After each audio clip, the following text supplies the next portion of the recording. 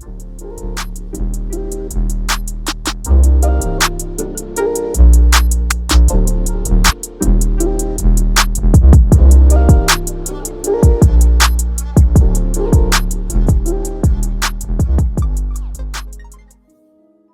everyone, and welcome back to Beyond the Frame, the show where we break down the myths, the masterpieces, and the messy middle of the art world.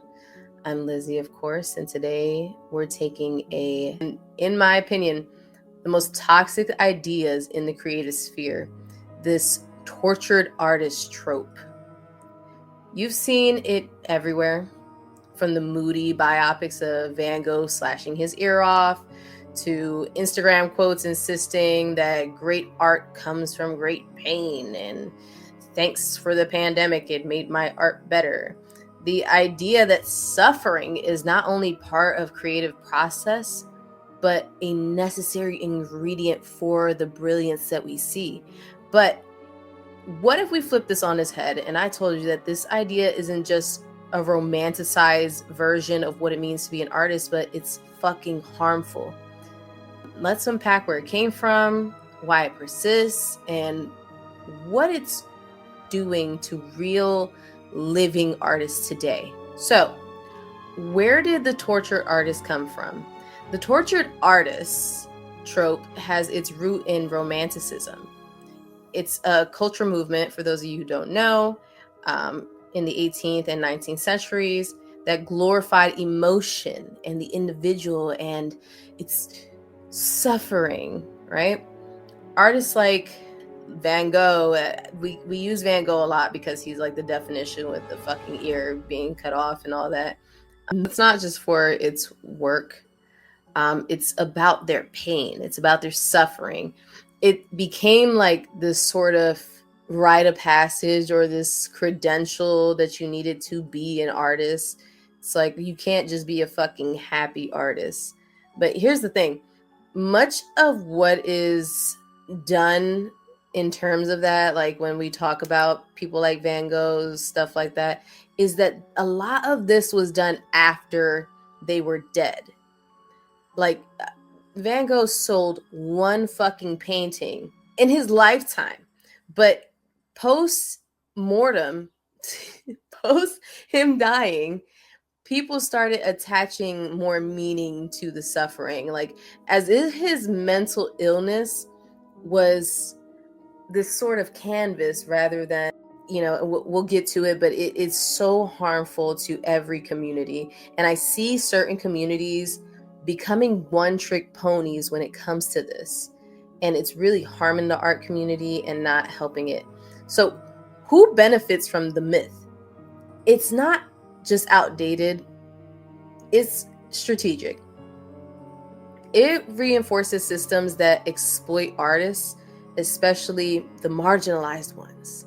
And I want you guys to think about that. If we believe that artists must suffer for their work, then society can justify not giving a shit about their well-being, underpaying them, overworking them, and overall being okay with them struggling. Oh, you're struggling? Well, that's just a part of your artistic journey. They put it right up there with growing pains, right? It romanticizes complete mental illness.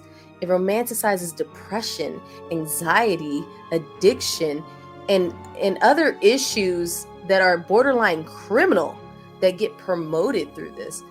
These become seen as creative fuel instead of real health situations that need care and support. And for, let's say, Black, brown, queer, and disabled artists, the myth intersects with even deeper systematic inequities, and the pain is commodified, and the healing is seen as a betrayal of authenticity. We always see these artists that, and even in my experience, these artists that are afraid to get sober. They're afraid to not do drugs. They're afraid to not drink. They're afraid to not have their one trick. Even in these communities, like you have certain people within communities that become one trick ponies and their artwork just becomes so performative. It becomes performative activism, and it defeats the entire purpose of what they set out to do. Everybody talks about the pain of living in this brown and black community, the pain of living in the queer community. No one wants to talk about the beauty within it, because they only see the beauty within the pain, and they don't know who the fuck they are without it. And then you just get this line, this oversaturation of people essentially painting the same fucking concept, and it's nauseating. And you could see that this is their one thing. This is all they got. They do not know who they are as an artist without the bullshit. So why do we cling on to this myth? So there's a reason why this trope sticks. It's traumatic. It gives meaning to the suffering. It gives justification to everything that the artist does. The artist can do something borderline fucking criminal. Such is the case of Sophie Calle. And like, this woman was a fucking nut job. This woman took a job at a hotel as a maid in Venice. And in the course of 3 weeks, she had her camera, she had a recorder hidden in her mop bucket. She recorded whatever she found in the rooms that she had been cleaning. And she looked through their wallets. She transcribed postcards. She photographed contents of what was in their trash. Just a complete overstep of boundaries. She only had one rule.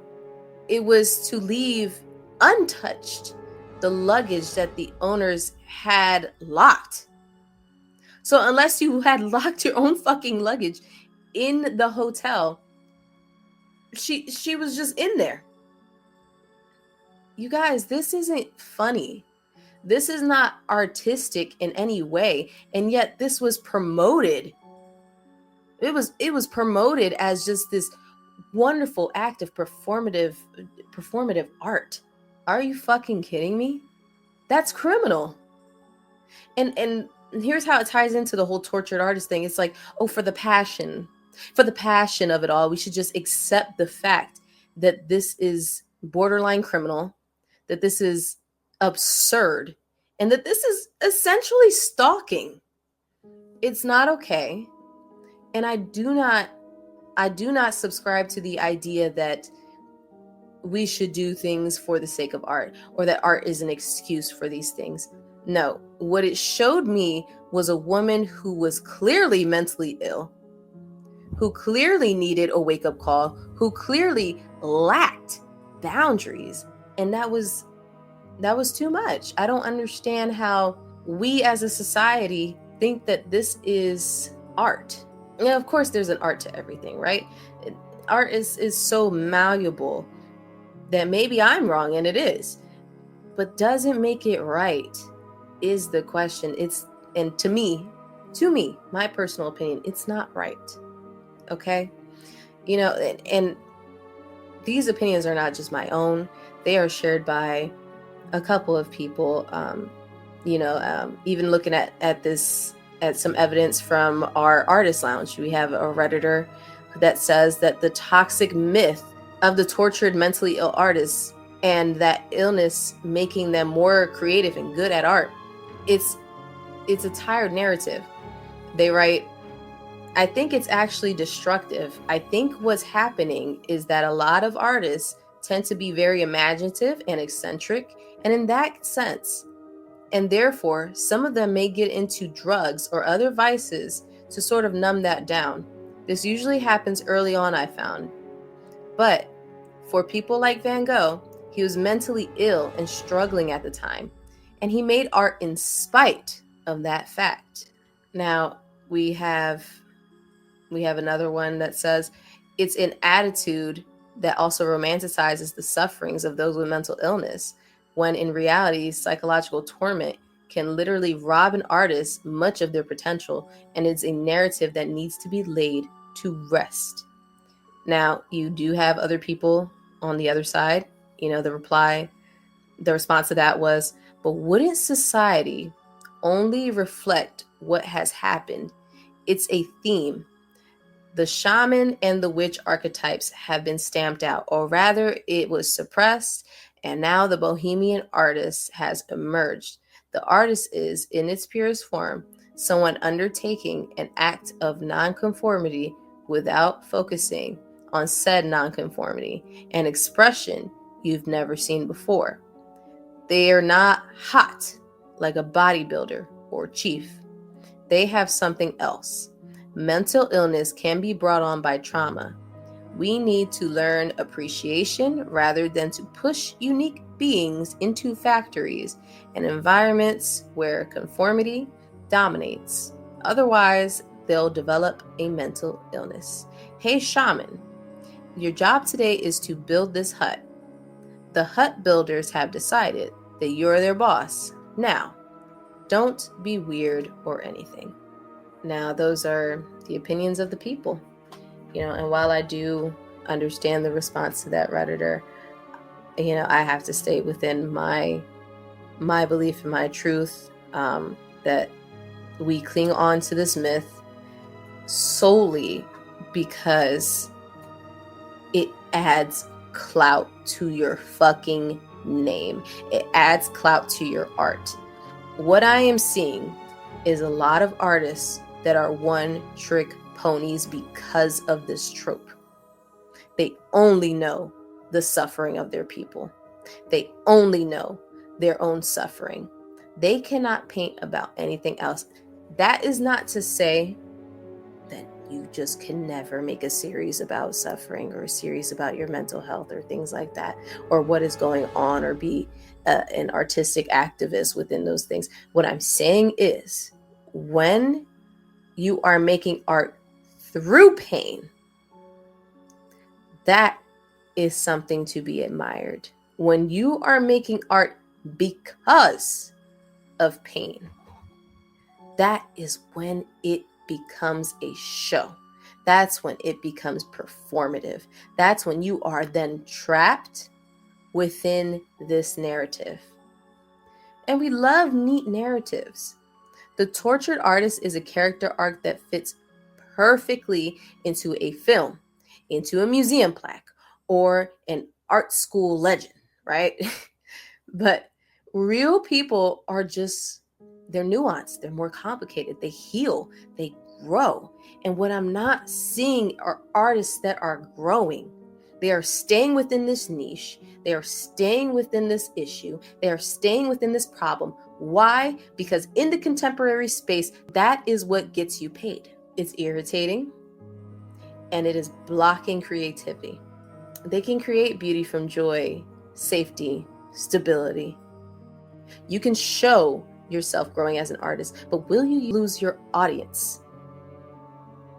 You might just lose your audience, and that is the sad part. And that is why I believe a lot of artists, especially in the contemporary spaces, keep doing this.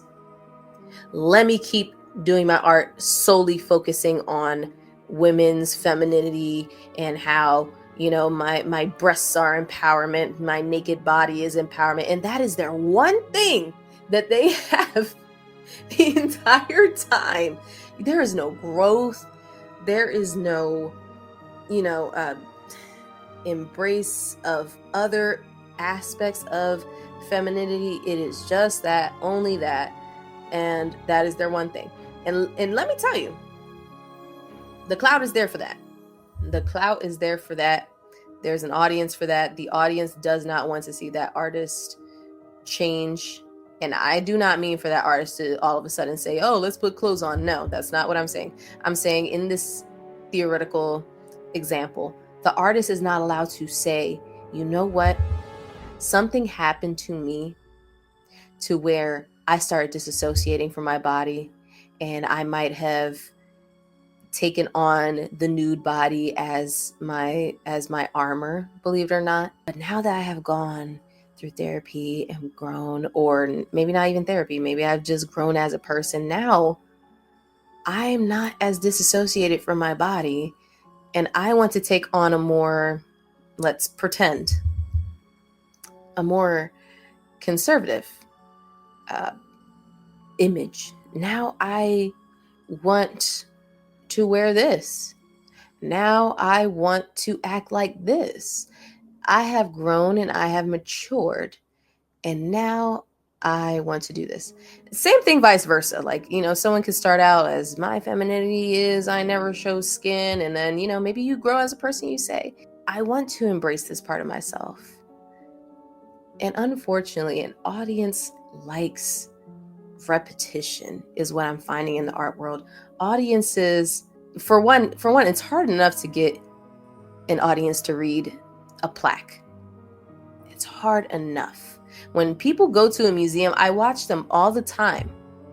I watch them every single time there's an art loop, things like that. They're not reading the fucking description. They're not reading the plaque. They're just looking at the artwork with a drink in their hand, next to their friend, dressed in their overalls, their denim best or their sheen best, dressed in their best. They're these thrifty jeans. They're dressed in their best, and they want to be able to say something about this. And because art is for the people and it's so subjective, you as an artist, you can't really say anything about that, right? But they just want something simple to understand. That's really is. The smooth brainness of the tortured artist trope is what keeps certain artists going, right? But enough about that. Like, let's keep on. Well, you know what? We're going to talk a little bit about why we still cling onto this myth, and then what can we do to change that? What is that alternative? So, the tortured artist is a character arc, and it fits perfectly into whatever kind of box you want to put it in. But real people, they go through phases. And as far as museum plaques go, museum plaques want a story, just like any other newspaper, just like any documentary. Let's say they make a documentary about an artist. A documentary's job is not to inform you. A documentary's job is to persuade you. It's to keep you interested, aka that is why we have documentaries like Tiger King that are factually and morally corrupt, that divert so much from fact, because its job was to persuade, to entertain, and to just give you this experience to where you have to vote either Joe Exotic or Carol Baskins, right? When in reality, the facts are that none of these people cared about tigers and they really just got away with a lot of crimes. So back to the subject. What is the alternative? What is the fix? How do we rewrite this narrative? First, we need to validate the artists that don't need to be broken to be brilliant. We want to view people who are mentally ill as these otherworldly beings, which is so harmful, because what if one day they want to get help? This is even in the case of influencers. They're known for this one thing. You have influencers that have been, let's say, overweight to the point where their health is being affected, underweight to the point where their health is being affected. Even eating gross stuff. We had people eating expired food because that was their thing, right? And the minute they try to get healthy, their audience does not want that. Their audience doesn't want that change. We need to support mental health in creative spaces. We need to respect boundaries. We need to celebrate art made from love, peace, boredom. Any fucking institutions need to change. Institutions need to stop glorifying trauma for the sake of grants and gallery shows. I'm looking at a couple of y'all. Oh, we'll get into it in future episodes. We will.